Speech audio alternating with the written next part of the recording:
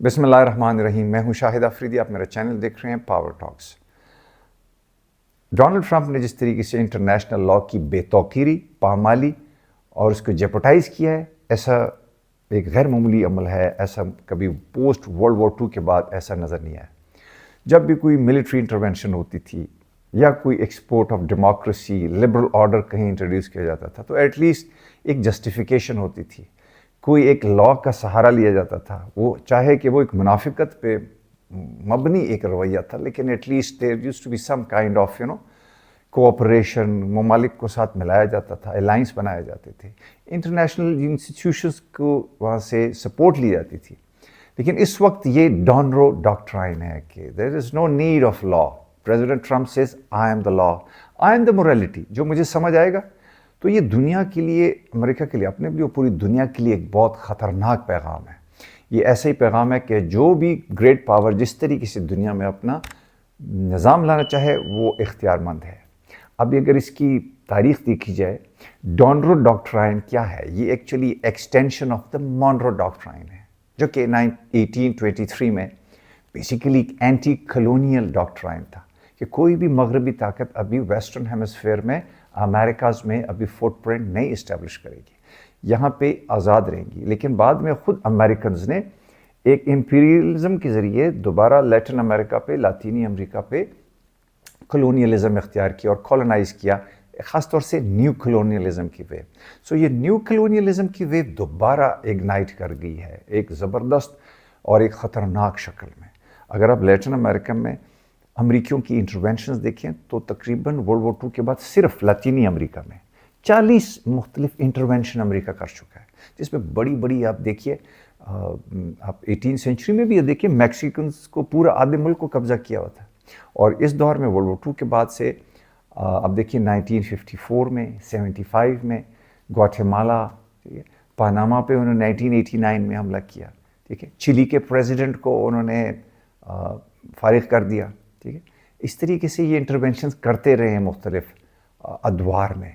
और अभी आपके सामने लेटेस्ट वेनेजुएला में जितना एक ब्रूटल, उन्होंने एक शर्मनाक किस्म का अमल किया, उन्होंने उसके जो निकोलस मडूरो को उन्होंने हाईजैक कर लिया, जिस पे पूरा मगरब भी और रशियंस और चाइनीज, मगरब तो खामोश है सवाए लातीनी अमेरिका के 5 मुल्कों के और स्पेन, इन्होंने एक जॉइंट डिक्लेरेशन दी जिसमें उन्होंने सख्त तनकीद का शिकाना बनाया अमेरिकन्स को, बट विद एक्सेप्शन बाकी उन्होंने चाइना और रशियंस ने सख्त तनकीद की कि this is the utmost and the most blatant violation of the international law. But Donro's doctrine says no need of international law. अब ये बड़ी ख़तरनाक बात है। मुख्तलिफ जो philosophical school of thoughts हैं, जैसे कि लिबरलिज्म है, रियलिज्म है, वो कोई भी ऐसा नहीं कहता कि इंटरनेशनल लॉ की ज़रूरत नहीं है। इवन लिबरलिज्म जैसा state centric, military oriented expansionist system भी कहता है इंटरनेशनल लॉ की अपनी अहमियत है। देखिए, जंग के भी कुछ रूल्स होते हैं, जंग में भी लॉज होते हैं। Prisoners of the war, Geneva convention, वो कहता है कि प्रिजनर्स के अपने राइट्स हैं। So laws of the war is something which is inseparable part of the international structure. Realism, although it says that international structure anarchy है, self help basis है, there is no central government to protect the rights of the states, लेकिन उसके बावजूद there is a semblance of international law.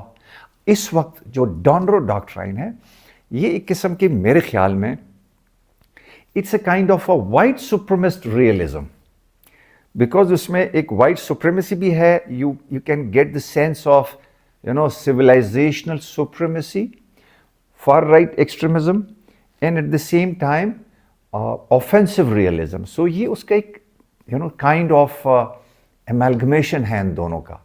और president Eisenhower जिन्होंने world war II American के लिए जीती, बाद में अमेरिकी सदर बने, उन्होंने भी इस खदशे का इजहार किया था कि इस वक्त मिलिट्री इंडस्ट्रियल कॉम्प्लेक्स, 1961 में कहता है, मिलिट्री इंडस्ट्रियल कॉम्प्लेक्स हावी हो चुका है अमेरिकी सियासत पे, अमेरिकी जो कवानीन बनाने की सोच है। तो मुस्तकबिल में मुझे इन कवानीन की पामाली नज़र आती है। और साथ साथ ये कवानीन, हालांकि ये कवानीन खुद अमेरिकन ने खुद क्रिएट किए। देखिए, जंग अजीम दोम के बाद American appeared as a superpower and there was a bipolar moment. They created the rules of the international system structure جب انٹرنیشنل لا اور خاص طور سے یونیلیٹرلزم جب ہم 1993 onwards they were the civil architect of the international law.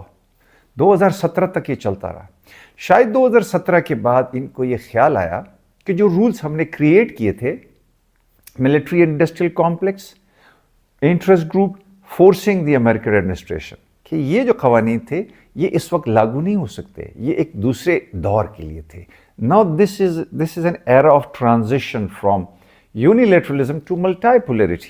ٹھیک ہے, تو ملٹائی پولیرٹی میں گریٹ پاورز آر ایمرجنگ. تو یہ لا اس وقت امریکنس کو سوٹیبل نہیں ہے. شاید یہ وجہ ہے کہ جس کی وجہ سے they are trumping the law in a very brutal way despite the fact that they were the architecture of the law. نہیں, اس وقت پورا ایک سوشل اپہیول بنا ہوا ہے انٹرنیشنل سسٹم میں. آپ اس سے اندازہ لگا سکتے ہیں کہ جب international code of justice when it says that the Israelis have committed genocide in the Middle East against the Palestinians, تو امریکنس کا کیا ریئیکشن ہے؟ یہ نہیں کہ ہم انٹرنیشنل لا کو ہم اس کو اپ ہولڈ کرتے ہیں. دے سیڈ کہ وی ول جیل دی ججز of the international code of justice. ابھی you know kind of system where there is no even justification for any moral act. Morality is your own imagination. You don't care what the rest of the world think of you. This is something very, very dangerous, not for the world, but for the Americans themselves.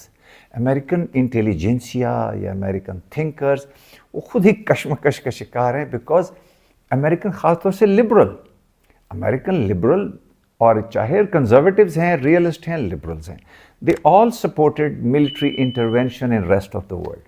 But liberals at least اپنے image کے بارے میں they were conscious about their self image, about their prestige, about their high moral standards.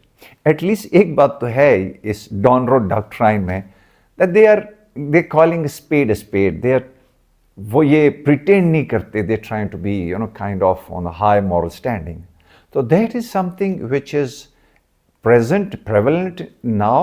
ابھی international law آگے future میں کس طریقے سے شکل میں آتا ہے, کیا باقی گریٹ پاورز جیسے کہ رشینز ہیں, چائنیز ہیں, how do they respond to this transition of our perception towards international law, how do they react, کیا وہ آئسولیشن میں انٹرنیشنل لا کو ایڈہیئر کریں گے اور اپنی ہائی مورل اسٹینڈنگ پہ رہیں گے. چائنیز خاص طور سے, رشینز تو آلریڈی یوکرین میں جنگ کی حالت میں, یہ تو وقت بتائے گا. لیکن اس وقت غیر معمولی صورتحال ہے اور یہ صورتحال آگے مزید جنگوں کی طرف لے کے جائے گی, جس کے بارے میں ہم ایک الگ ویلاگ میں بات کریں گے about US this whole idea of intervention in other areas such as Greenland and Iran. In detail میں اس کے بارے میں we'll talk about that in the next vlog. So I hope that the discussion was useful. اپنا خیال رکھیے. See you around next time. السلام علیکم.